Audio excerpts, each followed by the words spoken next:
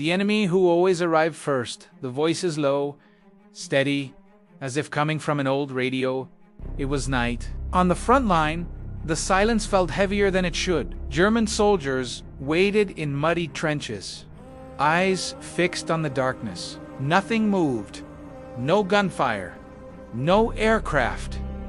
But they knew when the Americans went quiet, something was coming. German officers had already noticed the pattern. American attacks were never chaotic, never improvised. They came fast, coordinated, as if the enemy could see the entire battlefield at once. German radios intercepted transmissions, static, fragments, nothing useful.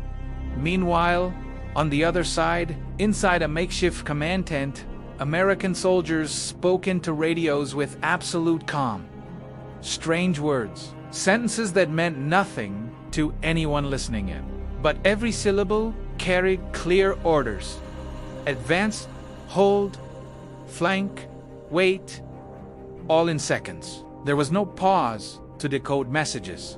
No delay. The order went out, and the attack followed almost immediately. Reports began circulating among German units. They moved too fast.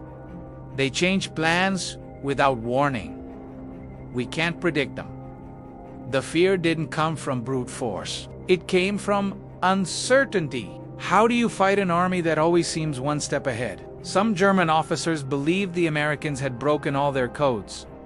Others thought it was secret technology. Impossible machines, something Germany didn't yet possess.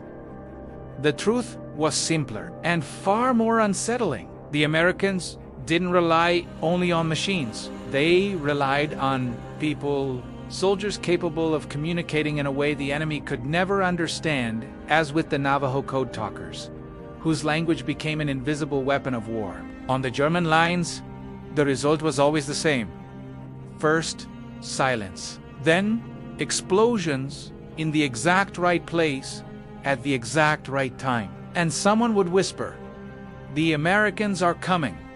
Not because they were seen, but because they always came when no one expected them. The war taught a brutal lesson. It's not the loudest weapon that wins.